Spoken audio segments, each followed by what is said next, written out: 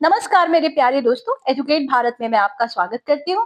Friends, जैसा कि आप सभी जानते हैं, मैंने प्रैक्टिस सेट को शुरू किया है और ये सीरीज चल रही है जिससे आप अच्छी प्रैक्टिस कर सकें।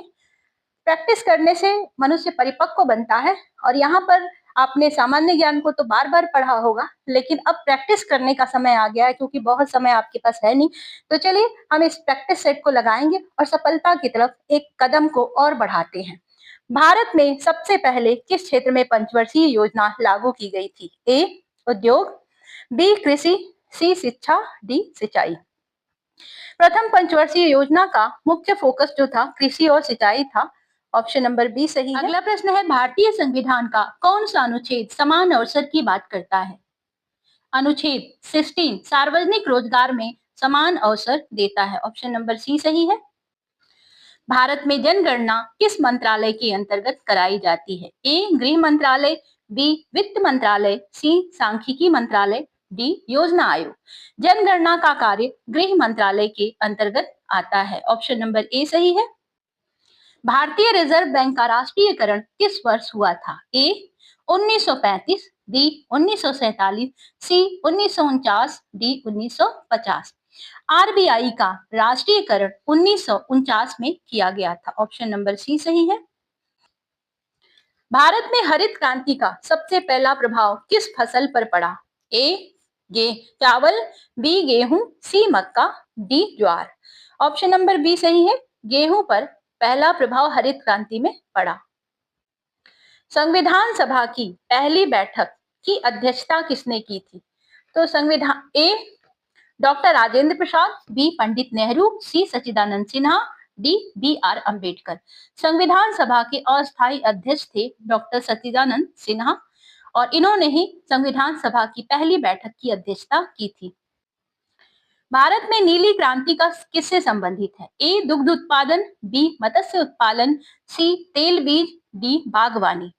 नीली क्रांति मछली के उत्पादन से जुड़ी है। ऑप्शन नंबर बी सही है, मत्स्य पालन।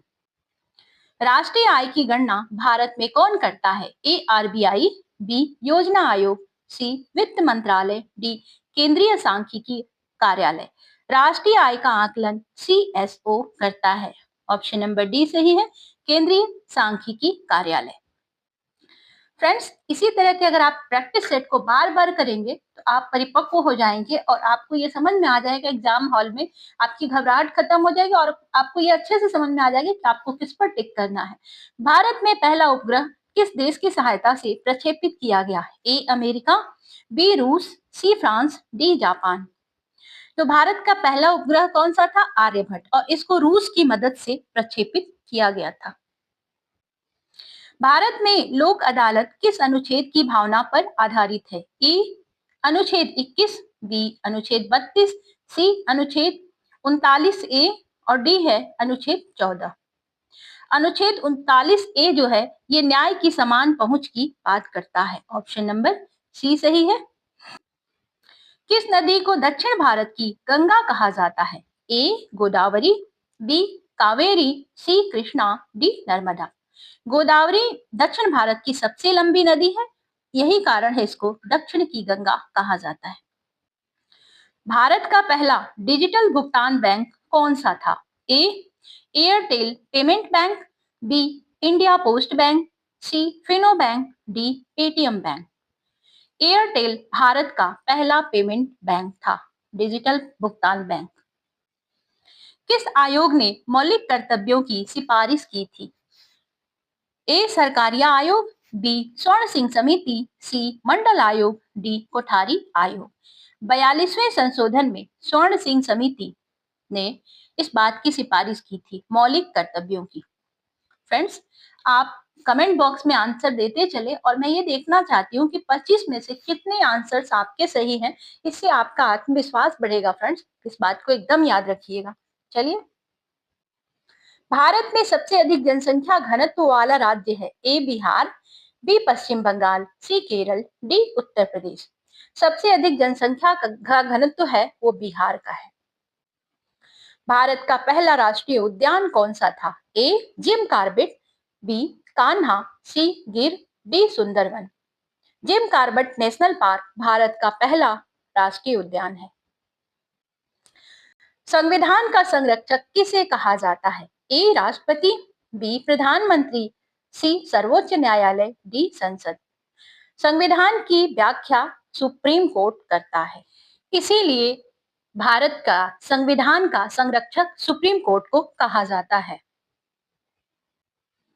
भारत में सबसे अधिक कॉफी उत्पादन करने वाला राज्य है? ए केरल, बी तमिलनाडु, सी कर्नाटक, डी आंध्र प्रदेश। कर्नाटक सबसे बड़ा कॉफी उत्पादक राज्य है। लोकसभा शब्द किस भाषा से लिया गया है? ए हिंदी, बी संस्कृत, सी पाली, डी उर्दू। लोक और सभा संस्कृत के मूल शब्द है। ऑप्शन नंबर बी सही है, संस्कृत।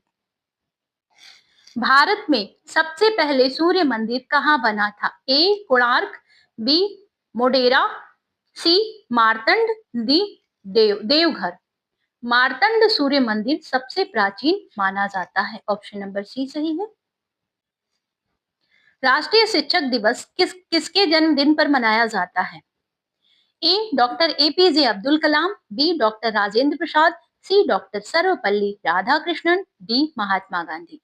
5 सितंबर डॉक्टर सर्वपल्ली राधाकृष्णन का जन्मदिन है और राष्ट्रीय शिक्षक दिवस इन्हीं के जन्म दिवस पर मनाया जाता है। भारत में श्वेत क्रांति का संबंध है? ए दूध, बी कपास, सी चीनी, डी चावल। श्वेत क्रांति दूध उत्पादन से जुड़ा हुआ है। ऑप्शन नंबर ए सही है, दूध। किस राज्य में भारत का पहला परमाणु ऊर्जा केंद्र स्थापित हुआ?